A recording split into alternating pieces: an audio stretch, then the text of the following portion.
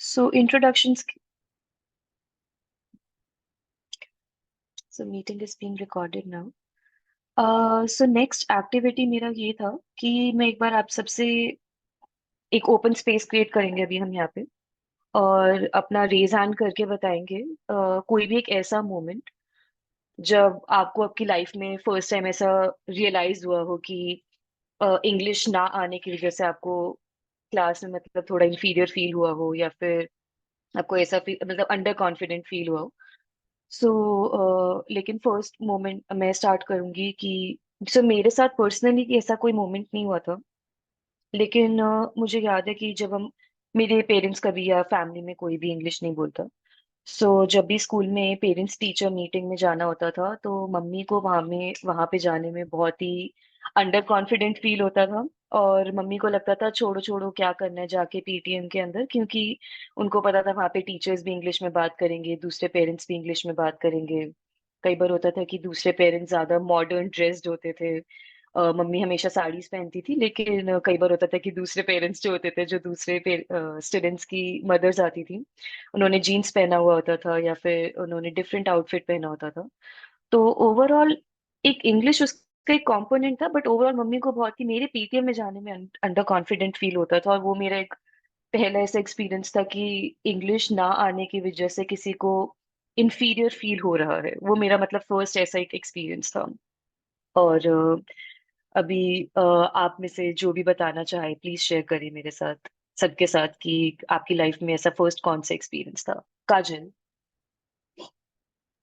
हमारे अजीम प्रेमजी यूनिवर्सिटी में जब प्रेजेंटेशंस होते हैं तो वहाँ पे मोस्ट ऑफ द स्टूडेंट जो है मतलब इंग्लिश मीडियम से जो भी स्टूडेंट आते हैं वो कॉन्फिडेंटली इंग्लिश में प्रेजेंट, लेकिन हम जब प्रेजेंटेशन करते हैं तो सामने जाकर मतलब ट्राई करना चाहते हैं इंग्लिश में बोलना, लेकिन बोलते वक्त हम इतना खुद को अंडर कॉन्फिडेंस समझ लेते हैं कि हमारे मुंह से हिंदी निकलती है। तो वहाँ पे थोड़ा सा ऐसा गिल्टी फील होता है कि हमको भी इंग्लिश आती है तो अच्छा। थैंक यू फॉर शेयरिंग काजल। कौन शेयर करना चाहता है नेक्स्ट? अश्विनी। यस। सो मेरी लाइफ में जो फर्स्ट इंसिडेंट हुआ कि मतलब जब मैं इंटरव्यू देने के लिए गई थी बैंक में, तो मतलब मुझे उस टाइम फियर फियर होने लगा था कि मतलब मैं इंग्लिश में इंटरव्यू कैसे दे पाऊंगी।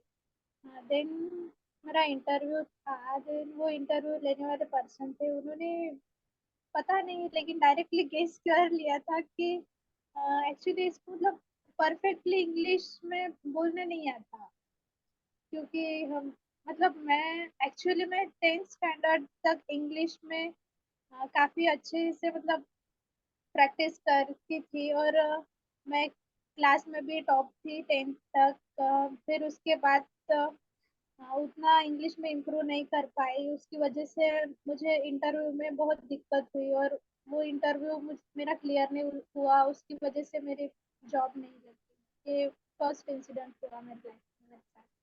Thank thank you for sharing Ashwini. Who wants to share next? Bindya. Yes ma'am. मैं भी एक इंटरव्यू में गई थी टीचर पोस्ट के लिए। और ऐसा नहीं है कि मुझे नहीं आता था, मुझे आता था, लेकिन वो प्रैक्टिस बिना प्रैक्टिस की वजह से वो मैं वहां पे कुछ बोल ही नहीं पाई। जो भी क्वेश्चन आ रहा था दिमाग में आंसर आ रहा था, लेकिन मैं बोल ही नहीं पाई। और इस वजह से वो इंटरव्यू क्लियर नहीं हो पाया। और तब से मैं कोशिश ये कर रही हूँ कि कैसे मेरा इंग्लिश इम्प्रूव हो।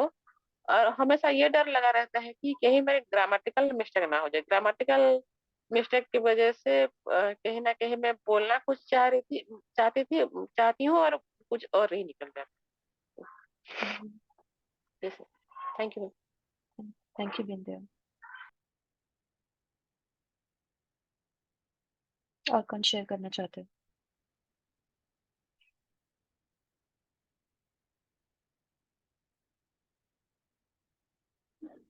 हाँ, good evening. Actually, Good evening. we are from Odia medium. So when हम लोग जब इंटर करने गए कॉमर्स में, तो कॉमर्स इंग्लिश मीडियम था. So totally all subjects are English except Odia. So that time we are just you have to write in Odia, you speak in English. So that's why all people are from different districts of the rural estate. So they are speaking well. That time we feel like it gradually could improve gradually, but we are still into complex work at the moment. Suryakant.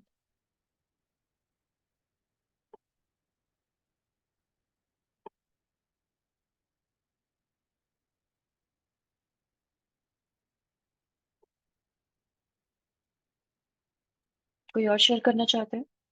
Good evening ma'am. Good evening. मैं मेरा Good evening, experience Monica. Share करना चाहूँगी. जब हाँ मैं जी. First 5th class में enter हुई थी, उस समय मेरे मम्मी ने मुझे इंग्लिश मीडियम में डाला था. उसके पहले मैं मराठी मीडियम में थी.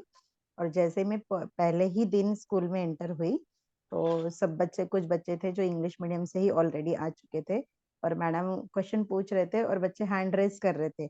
बट मुझे वो उनका क्वेश्चन कुछ भी नहीं समझ पा रहा था, बिकॉज मैंने कभी एबीसीडी तक नहीं पढ़ा था. तो तब मैं घर में आकर रोती थी कि मम्मी मुझे पढ़ना ही नहीं है, मैं स्कूल ही नहीं जाऊंगी. आप मेरा एडमिशन जो है वो मराठी मीडियम में करा दो, नहीं तो मैं स्कूल ही नहीं पढ़ूंगी. वो मेरा फर्स्ट एक्सपीरियंस रहा, और तब से मैम मैं कंटिन्यूअसली इंग्लिश के लिए स्ट्रगल कर रही हूँ. और बहुत सी बार ऐसे हुआ कि कोई इंग्लिश में बात करता है. स्टार्टिंग में ऐसे होता था कि वो इंग्लिश में बात कर रहा है, वो तो मुझे समझ में ही नहीं आता था. फिर धीरे धीरे बहुत सारा लिसनिंग कर करके अभी मैं समझ पाती हूँ. और जब भी मैं इंटरव्यू में जाती हूँ, तब इससे ही मुझे डर लगता है कि वो मेरे लैंग्वेज में बोलने वाला इंसान मिल गया तो बहुत अच्छा रहेगा मेरे लिए. अगर वो इंग्लिश में पूछेगा तो मैं क्या करूँ. और डर ये चीज का रहता है कि बोल तो लूंगी मैं इंग्लिश में, लेकिन ग्रामेटिकल मिस्टेक होते हैं, उसी वजह से बहुत ज्यादा डरती हूँ. और राइटिंग में भी सेम यही प्रॉब्लम होता है कि ग्रामेटिकल मिस्टेक ना हो, इसलिए मैं 2 लाइन भी नहीं लिख पाती हूँ मैडम इंग्लिश में. ये मेरा एक्सपीरियंस रहा है अभी तक का, और मेरा first experience. Thank you. Thank you Monika. So एक चीज जो आप कॉमन देखेंगे कि हम में से बहुत से ऐसे लोग हैं जो कि फ्रीज हो जाते हैं जब भी आपसे इंग्लिश में बात करी जाती है, या फिर आपको ऐसा लगता है कि आप एक ऐसी सिचुएशन में है जहाँ पे आपसे एक्सपेक्टेशन है कि आप इंग्लिश में बात कर सकते हैं. तो ये जो फ्रीज हो जाते हैं, ये एक तरीके का पैनिक अटैक है ऑनेस्टली.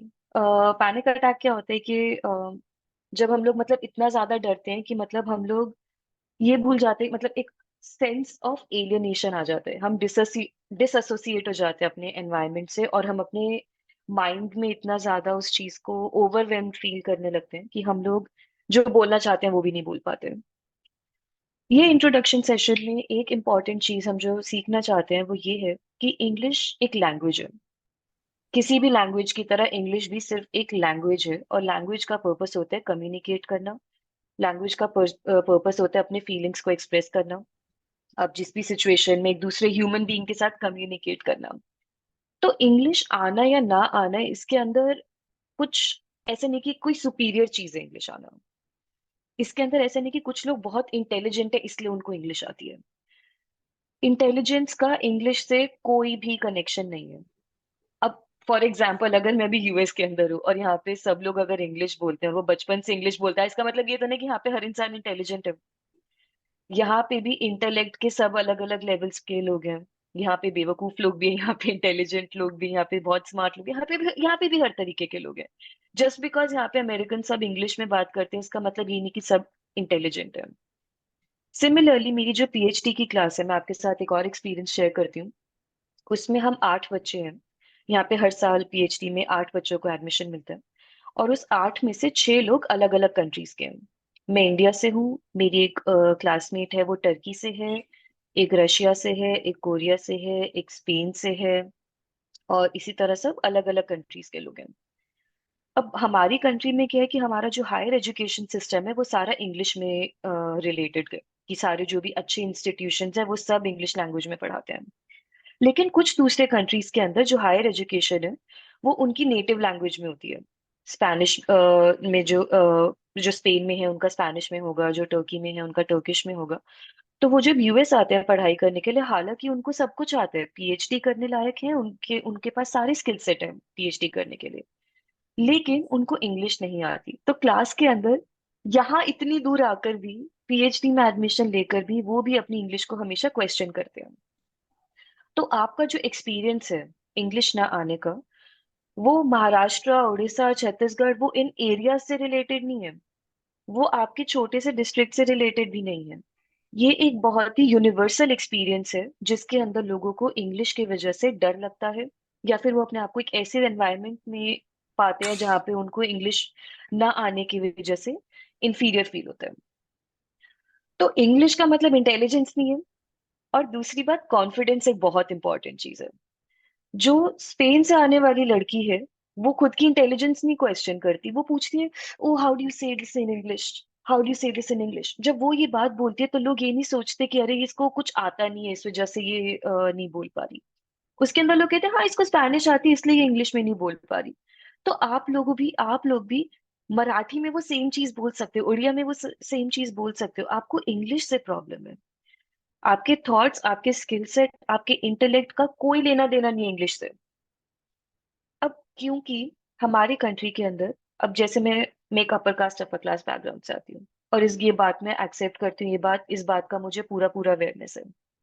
मैं बचपन से इंग्लिश मीडियम स्कूल में पढ़ी, मेरे टीचर्स अच्छे थे, और मुझे बुक्स पढ़ने का बहुत शौक था। मेरे पास हमेशा ऐसे रिसोर्सेज थे जिसकी वजह से मैं इंग्लिश सीख पाई।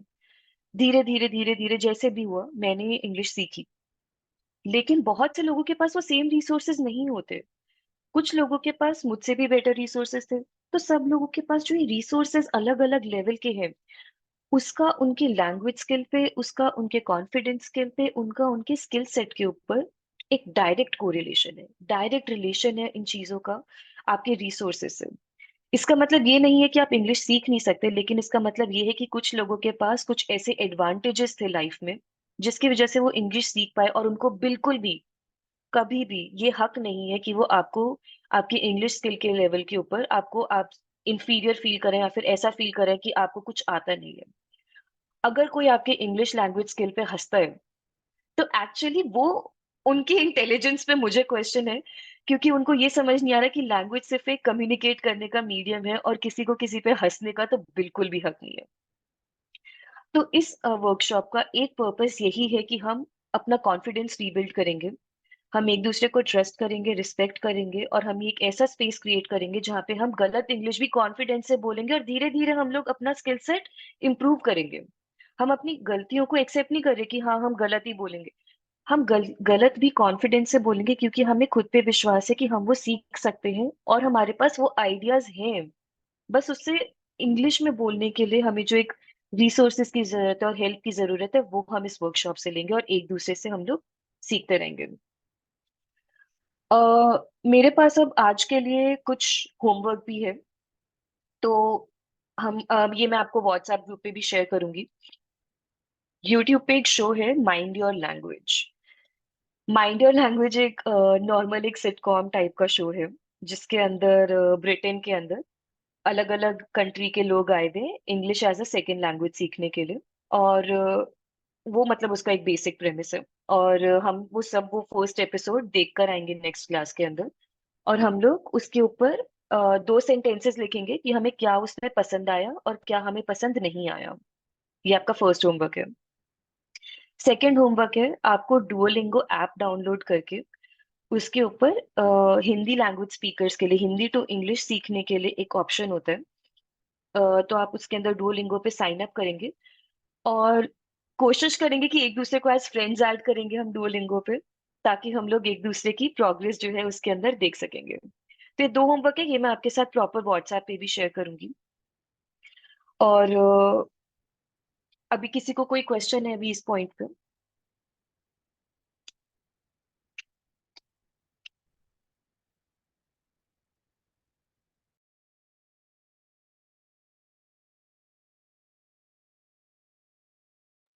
No ma'am.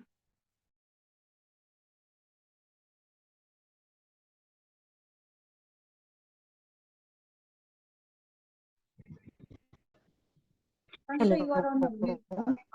Good evening, ma'am. My name is Vandana. Hello. Hello. Yeah. Hello. Hello. Good evening, ma'am. My name is Vandana. I am from Uttar Pradesh. तो मैम मुझे भी बहुत प्रॉब्लम जाती है इंग्लिश की वजह से। मैंने इंटरव्यू वगैरह दिए तो उसमें फेल होना पड़ा। तो इसका प्रॉब्लम मुझे हमेशा रहता है और एक दो भी लाइन नहीं लिख पाते क्योंकि मेरे पास 9th 10th में भी इंग्लिश सब्जेक्ट नहीं था।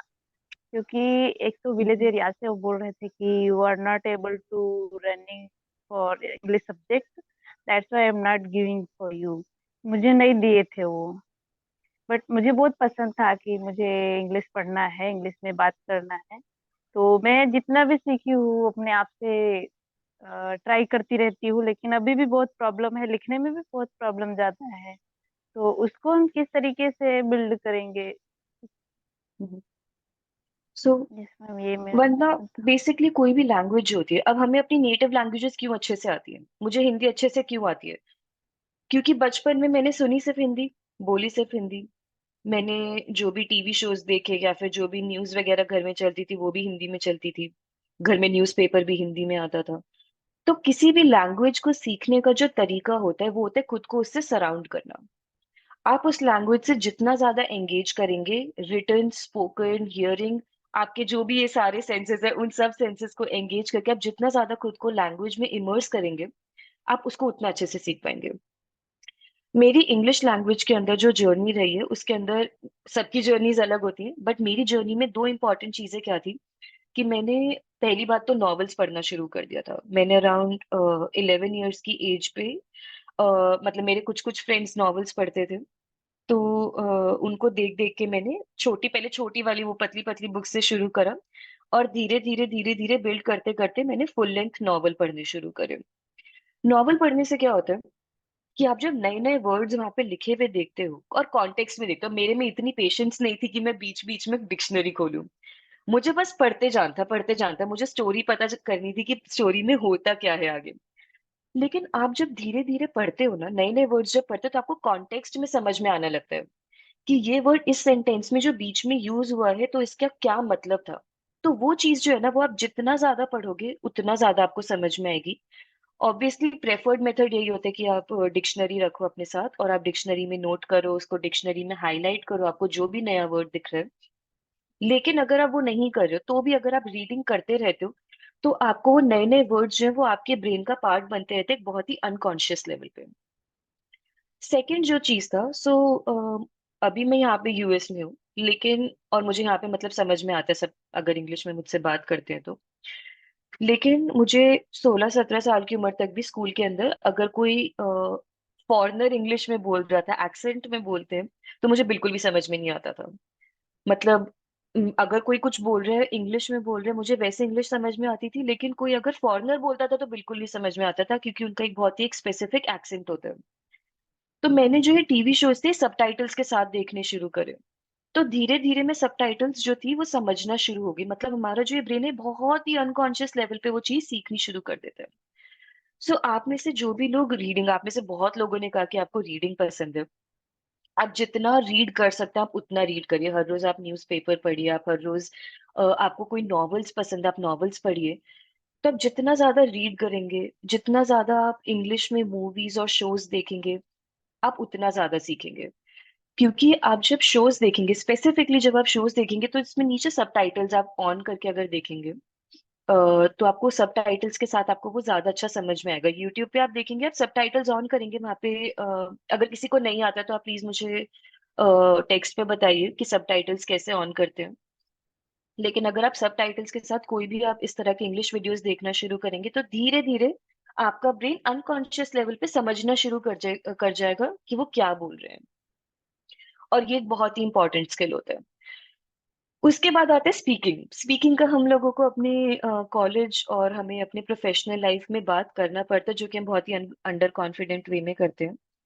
तो वो हम यहाँ पर वो उसके अंदर हमारा वर्कशॉप एक बहुत ही इम्पोर्टेंट एरिया रहेगा जहाँ पे हम सब एक दूसरे से इंग्लिश में बात करेंगे। आज का सेशन इंट्रोडक्शन था, इसलिए हमने हिंदी इंग्लिश दोनों मिक्स रखा। बट धीरे धीरे हम कोशिश करेंगे कि हम सब सिर्फ और सिर्फ इंग्लिश में बात करेंगे, गलत भी बात करेंगे, लेकिन कोई भी आपको इंटरप्ट नहीं करेगा, और धीरे धीरे इससे आपका कॉन्फिडेंस बिल्ड होगा। जैसे जैसे आप ज्यादा ज्यादा इंग्लिश बोलेंगे, ज्यादा ज्यादा आपका कॉन्फिडेंस बिल्ड होगा। और ये आपके लिए एक परफेक्ट जगह है जहाँ पे आपको कोई जज नहीं करेगा, जो जहाँ पे कोई भी आपको बुरा नहीं फील कराएगा आपके इंग्लिश स्किल्स के लिए। ओके, किसी को और कोई क्वेश्चंस? कोई और कुछ बताना चाहते हैं?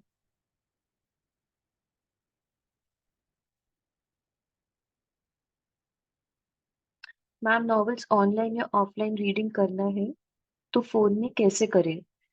अ, दिवाकर, नॉवेल्स अगर आप पढ़ना चाहते हैं फोन पे, तो फोन में एक अडोबी रीडर करके एक ऐप होता है, मैं एक बार ऐप भी शेयर कर दूंगी, तो उसमें आप पीडीएफ डॉक्यूमेंट्स अपने फोन पे भी खोल सकते हैं। और अगर आप लोग रेकमेंड करेंगे तो मैं आपके साथ कुछ नॉवेल्स डाउनलोड करके शेयर भी कर सकती हूँ, ताकि आप लोग वो पर्टिकुलर नॉवेल्स अगर आपके पास नहीं है तो मैं डाउनलोड करके शेयर कर दूंगी, फिर आप अपने फोन पे पढ़ सकते हैं। यस मैम, क्योंकि मेरे पास नहीं है। ओके, ठीक है। Thank you ma'am. जे पूछ रहा है टोटल कितने सेक्शन होंगे मैम? जे तो अभी हम लोग टोटल 3 और सेशंस अभी हम लोगों ने शेड्यूल करे हैं। नेक्स्ट सेक्शन रीडिंग, उसके बाद राइटिंग, और उसके बाद थोड़ा स्पीकिंग वाला सेक्शन रहेगा। लेकिन अगर हम लोग को इंटरेस्ट लगता है, अगर आप लोग और ज्यादा क्वेश्चंस लेकर आते हैं, इसको इंटरेक्टिव रखते हैं, तो हम और सेशंस की बात कर सकते हैं। Ma'am, suggest English shows and novels, ठीक है, मैं ये आपको व्हाट्सएप ग्रुप के ऊपर सजेस्ट करूंगी। एक शो जो मैंने आपको भी सजेस्ट करा है, मैं उसका भी लिंक शेयर करूंगी, माइंड योर लैंग्वेज करके, जो मैंने आपको शो का है, जो आपका नेक्स्ट क्लास के लिए होमवर्क रहेगा। काजल पूछ रही है डुओलिंगो। सो काजल, डुओलिंगो एक फोन ऐप है जिससे आप, उसके ऊपर बहुत सारे लैंग्वेजेस के ऑप्शंस रहते हैं सीखने के लिए। जो इंग्लिश स्पीकर्स हैं उनके लिए भी ऑप्शंस होते हैं कि अगर आप स्पेनिश, कोरियन, जापानीज, मैंड्रिन, इस तरह के और कोई भी फॉरेन लैंग्वेज सीखना चाहते हैं, वो ऑप्शन भी रहता है। और उसके अंदर हिंदी स्पीकर्स के लिए इंग्लिश सीखने का भी ऑप्शन रहता है। तो इस ऐप को एक गेम की तरह इन लोगों ने डिजाइन करा हुआ है, जिसके अंदर वो पहले पूछेंगे आपसे कि आपको ऑलरेडी कितना इंग्लिश आता है, आपको बिल्कुल भी नहीं आता है, थोड़ा सा आता है, या फिर आप अपना किस लेवल पे आप इम्प्रूव करना चाहते हैं। और उसके हिसाब से कुछ एक्सरसाइजेस और कुछ सेक्शंस इस ऐप के ऊपर आते हैं। और मुझे ऐसा लगता है कि वो एक ऐप एक इम्पॉर्टेंट रिसोर्स रह सकता है आप लोगों के लिए, धीरे धीरे अपने आप थोड़ा गेम वाले तरीके से इंग्लिश सीखने के लिए। थैंक यू काजल।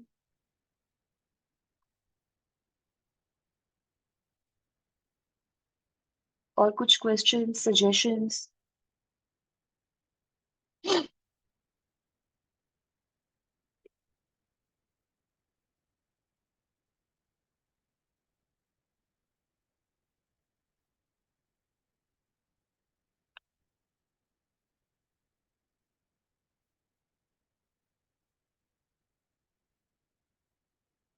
और डेली इंग्लिश स्पीकिंग के लिए किससे बात करें? अम्म, किससे बात करें? मैं इस बारे में सोचती हूँ कि आप अगर स्पीकिंग अपने पर्सनल यूज में आप प्रैक्टिस करना चाहे तो कैसे कर सकते हैं। आप वीडियो ब्लॉगिंग ट्राई कर सकते हैं। आप मतलब उसको कहीं पे भी पोस्ट मत करिए अगर आप नहीं करना चाहते, लेकिन अगर आप वीडियो ब्लॉगिंग करना चाहते हैं, जैसे आजकल बहुत सारे लोग अपने वीलॉग्स बनाते हैं कि आज हमने क्या क्या किया, या फिर फूड रिव्यूज करते हैं, या फिर इस तरह का जो भी मतलब टिकटॉक और इंस्टाग्राम पे कंटेंट आता है उस रूपा कुछ कहना चाहते हैं? क्विक एंड इम्प्रूव बोल के एक एआई चार्ट है। ये एआई का टूल है, वेबसाइट है। अगर वहां पे आप साइन इन करते हैं तो फ्री में आप कन्वर्सेशन कर सकते हैं ये चैट चैट बोर्ड के साथ। तो वो क्वेश्चन पूछता है आपको, तो आप उसकी क्वेश्चन को जवाब देना है। वो कुछ जज नहीं करेगा आपको। वो नहीं बोलेगा कि आपका ग्रामर मिस्टेक है, आप ये नहीं सेंटेंस बोले। वो सिर्फ सुनेगा आपका। तो वो क्वेश्चंस पूछेगा, आप उसको जवाब देना इंग्लिश में। आप कितना जानते हैं उतना जवाब देना। तो वो वाला वेबसाइट भी मैं व्हाट्सएप ग्रुप में शेयर कर दूंगी। थैंक यू सो मच रूपा, मुझे नहीं पता था इस बॉट के बारे में। Thank you for sharing. Ma'am English समझ आ रहा है बट इंग्लिश में बोल नहीं सकते, क्या करें? गौरव, ये जो भी चैटबॉट रूपा ने सजेस्ट किया, आप वो चैटबॉट यूज कर सकते हैं। बट उसके अलावा बहुत सारे हमारे इंग्लिश रिलेटेड इश्यूज जो है वो हमारे कॉन्फिडेंस रिलेटेड इश्यूज होते हैं, क्योंकि हम ऐसे एनवायरमेंट्स में कॉन्स्टेंटली रहते हैं जहाँ पे हमें इंग्लिश ना आने के लिए बुरा फील कराया जाता है, इंफीरियर फील कराया जाता है। तो आपको समझ में आता है, इसका मतलब ये कि आपको इंग्लिश लैंग्वेज, आपको अंडरस्टैंडिंग लेवल है, और बोलने के लिए आपको सिर्फ एक प्रैक्टिस की जरूरत है, आपको एक सेफ एनवायरनमेंट की जरूरत है। और इसके अंदर आपकी गलती नहीं है कि आपको बोलना नहीं आता, इसके अंदर कॉन्फिडेंस इश्यूज हैं। और आप इसके लिए चैटबॉट यूज करिए, जो अभी रूपा सजेस्ट करें, हम व्हाट्सएप के ऊपर शेयर करेंगे वो वाला टूल, और आप प्रैक्टिस करिए। और उसके बाद भी अगर आपको लगता है कि कुछ इशू है तो हम नेक्स्ट क्लास में डिस्कस करते हैं, लेकिन आप नेक्स्ट क्लास से पहले एक बार जरूर वो टूल ट्राई करिएगा।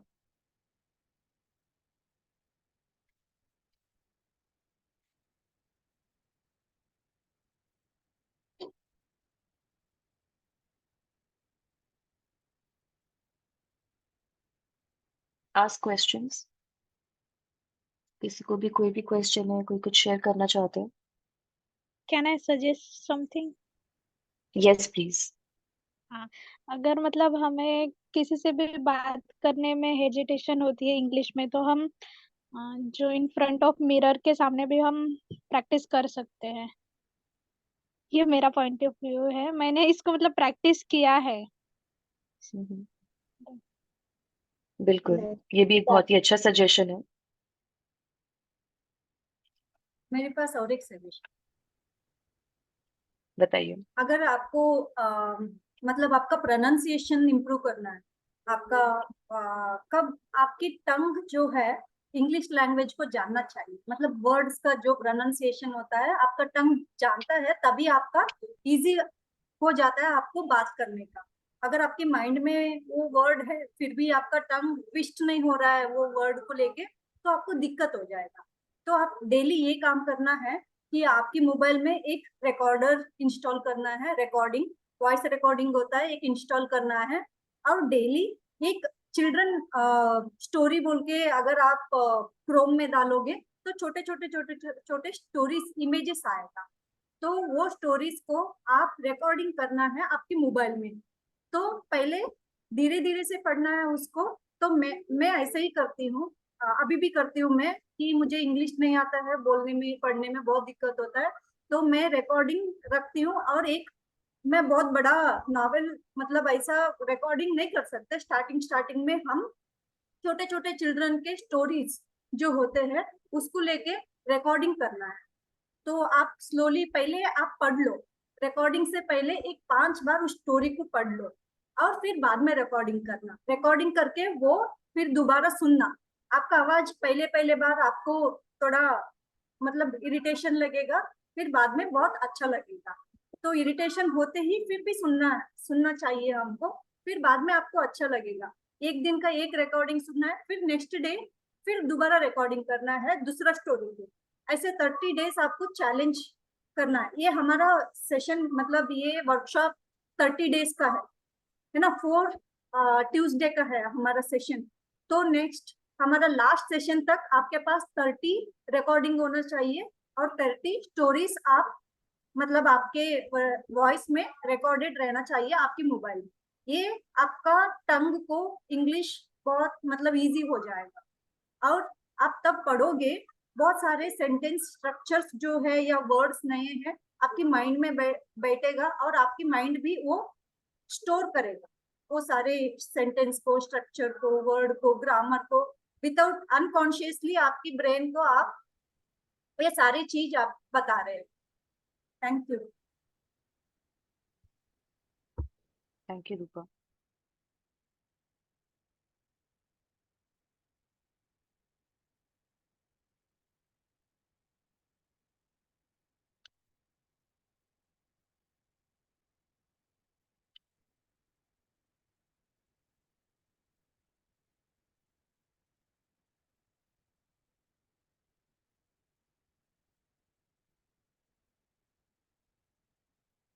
जयश्री, अभी इस सेशन के बाद हम व्हाट्सएप ग्रुप में ऐड कर देंगे आपको,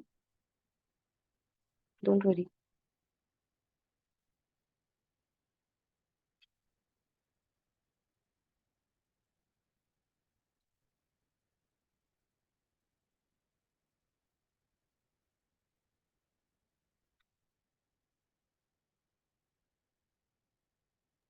तो अभी बहुत सारे होमवर्क्स हो गए हैं, मतलब नेक्स्ट सेशन के लिए। एक बार हम होमवर्क को स्टेप बाय एक एक करके देख के, फिर अगर कोई किसी का क्वेश्चंस नहीं है तो हम इस सेशन को क्लोज करके नेक्स्ट सेशन के लिए हम तैयारी करेंगे।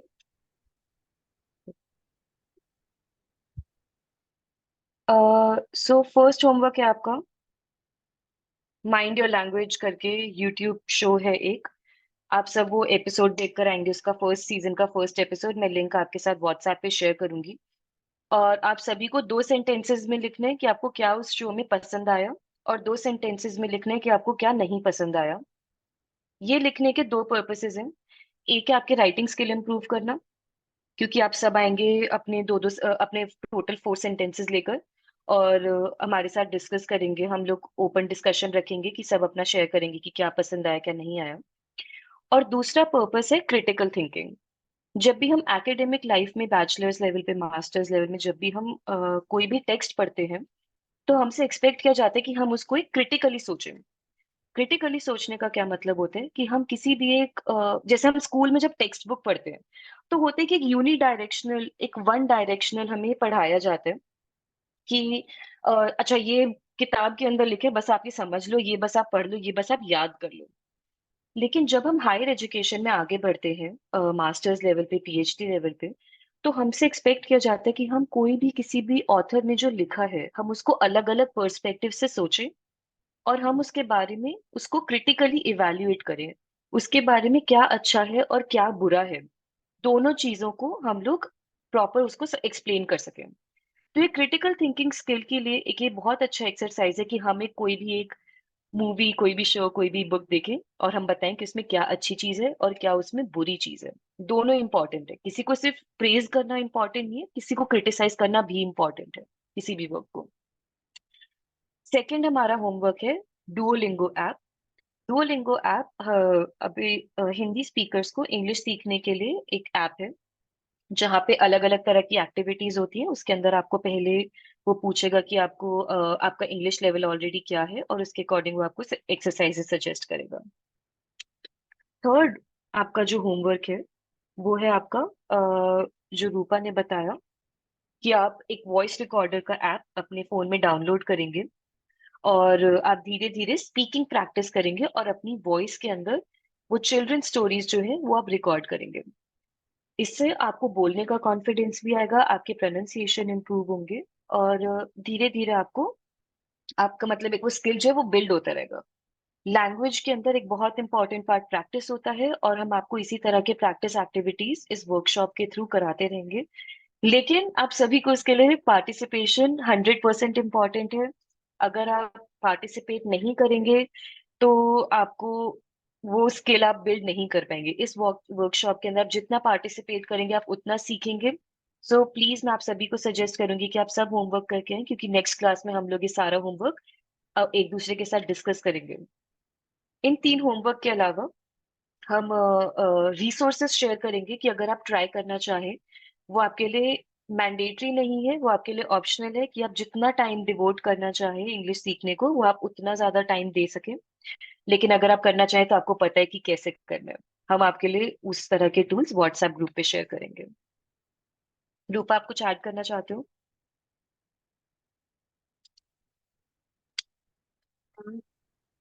मैं ऐड करना नहीं चाहती हूँ, बट सभी को रिक्वेस्ट ये करना चाहती हूँ कि नेक्स्ट सेशन में सभी लोग प्लीज टाइम पे आ जाना है।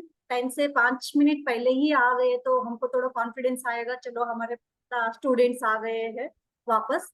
तो अभी 35 लोग हैं, तो नेक्स्ट सेशन को हम एक्सपेक्ट करेंगे यही नंबर, क्योंकि कंटिन्यूटी रहे तो आपको भी लर्निंग इजी हो जाएगा। कंटिन्यूटी के वजह से आपको बहुत सारे लर्निंग ऑटोमेटिकली हो जाता है। सिर्फ दूसरों के सुनते सुनते ही बहुत सारे आइडियाज आ जाते हैं, कॉन्फिडेंट आता है।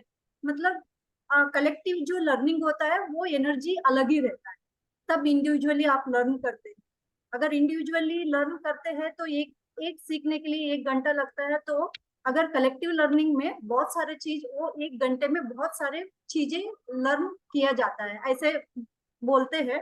तो इसलिए मैं भी कलेक्टिव लर्निंग में ही बिलीव करती हूँ, इंडिविजुअल लर्निंग के इससे देखा तो मैं सभी को रिक्वेस्ट करूंगी, प्लीज आपका होमवर्क जो है, होमवर्क नहीं है ये, मतलब जो आप एक स्टेप ले रहे हैं आपकी लर्निंग के लिए, आगे एक स्टेप ले रहे हैं, तो वो स्टेप्स आप आपका सारे असाइनमेंट्स जो है, एक्टिविटी जो है वो करके आइए। और हम जो रिसोर्सेज शेयर करते हैं व्हाट्सएप पे, तो थोड़ा एक्सप्लोर कीजिए, थोड़ा टाइम लीजिए, एक्सप्लोर कीजिए। अगर समझ में भी नहीं आ रहा है तो इट्स ओके, नो वरीज। एक स्टेप लेके थोड़ा धीरे धीरे से उसको समझने का कोशिश करना। प्लीज बिल्कुल गूगल क्रोम का जो डेफिनेट ये है डिक्शनरी है, आपको जो कुछ भी नहीं समझ में आता है वहां पे मीनिंग देखिए, वहां पे बहुत सारे आपको सिनोनिम्स दिए रहते हैं, और आपको अपोजिट वर्ड्स भी दिए रहते हैं। अगर एक वर्ड्स आप अगर डालते हैं वहां पे तो आपको और 4 वर्ड्स मिल जाए, तो ये बहुत प्लस पॉइंट है। अगर हम वहां पे वर्ड मीनिंग देखते हैं तो हमको प्लस पॉइंट ये है, उसका वर्ड मीनिंग भी पता चल जाएगा, इंग्लिश में सेंटेंस स्ट्रक्चर कैसे होता है वो भी पता चल जाएगा, और प्लस पॉइंट है कि सिनोनिम्स भी मिल जाएगा, अपोजिट वर्ड्स भी मिल जाएगा। तो आप प्लीज ये प्रैक्टिस करना। तो मेरे तरफ से इतना ही था। मैं एक्सपेक्ट करूंगी कि आप सभी लोगों को नेक्स्ट सेशन में, ये क्योंकि यूट्यूब लाइव नहीं है, अगर आप वापस वहां पे जाके देखते हैं ऐसे मतलब जुड़ जाते हैं, ऐसा नहीं, तो सिर्फ ये जूम पे है इसलिए। और सभी मेरा नंबर मैंने चैट बॉक्स में डाली हूँ, तो प्लीज आप सभी जो लोग व्हाट्सएप ग्रुप पे नहीं है, प्लीज उस नंबर पे आपका नंबर सेंड कर देना, मैसेज सेंड कर देना, मैं आपको इमिडिएटली व्हाट्सएप ग्रुप में ऐड कर दूंगी।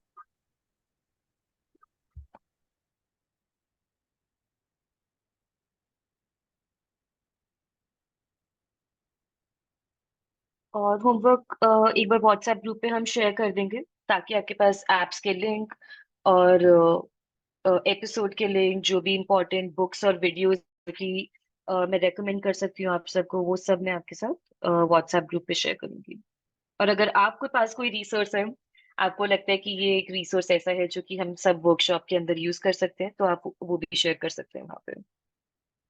लेकिन प्लीज स्पैम मत करना, वहां पे सिर्फ ग्रुप रिलेटेड इंफॉर्मेशन डालेंगे, वहां पे और कुछ भी वर्कशॉप से नॉट रिलेटेड इंफॉर्मेशन हम नहीं शेयर करेंगे।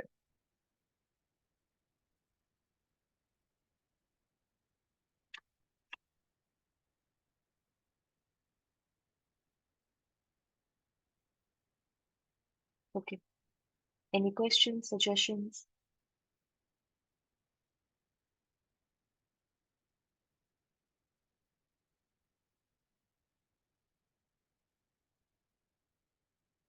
Thank you Kajal. So when I read English book, that time I know each and every word, but I don't understand properly. तो शायद इसके लिए वोकैबुलरी के लिए मैं एक बुक भी शेयर करूंगी। मतलब मैं वो पूरी बुक, इतनी मोटी बुक है वो, एक वर्ड पावर मेड इजी करके, और उसके अंदर थोड़ा सा वो जो ऑथर है वो थोड़ा सा समझाते हैं कि किस तरीके से वर्ड को देख के गेस करते हैं।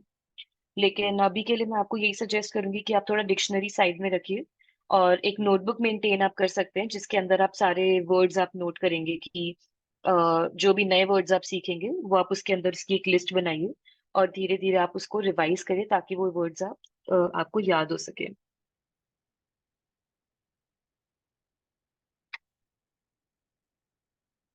लेकिन हम वोकैबुलरी के बारे में थोड़ा और डिस्कस करेंगे नेक्स्ट क्लास में।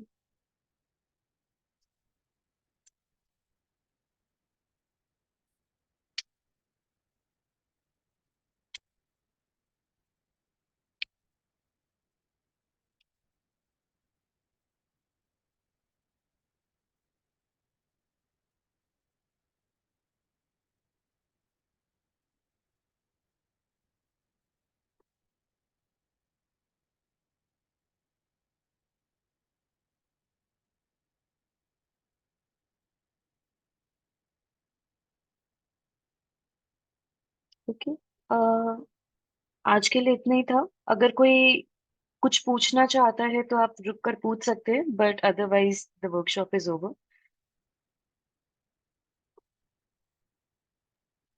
Thank you, Akansha. Thank you so much thank you for Rupa. this wonderful workshop. ये हमारा शुरुआत मतलब फर्स्ट सेशन था और बहुत मतलब सभी लोग ओपन अप हुए, वो मेरे लिए बहुत मतलब खुशी का ये है। और thank you so much all of you to joining this session. And first session ही मतलब 36 लोग थे, तो सक्सेसफुल मैं मानती हूँ। और उससे ज्यादा मतलब नंबर से ज्यादा आप लोग ओपन अप होके आप शेयर कर रहे थे, वो बहुत इंपॉर्टेंट लग रहा था। और आप जो क्वेश्चंस पूछ रहे, इतने सारे पूछ रहे कि आपका मतलब कैसे सीखना चाहिए, वो ईगरनेस देख के और मुझे और अच्छा लग रहा है कि बहुत सारा चीज हम सीख सकते हैं ये सारे session. Thank you so much. Thank you ma'am. Thank you. Thank you बिंदु।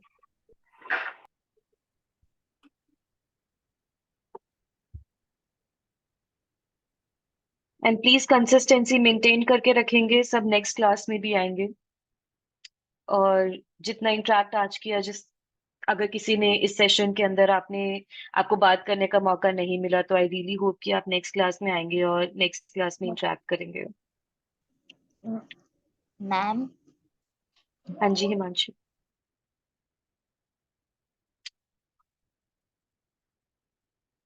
हिमांशु, आप कुछ कहना चाहते हैं?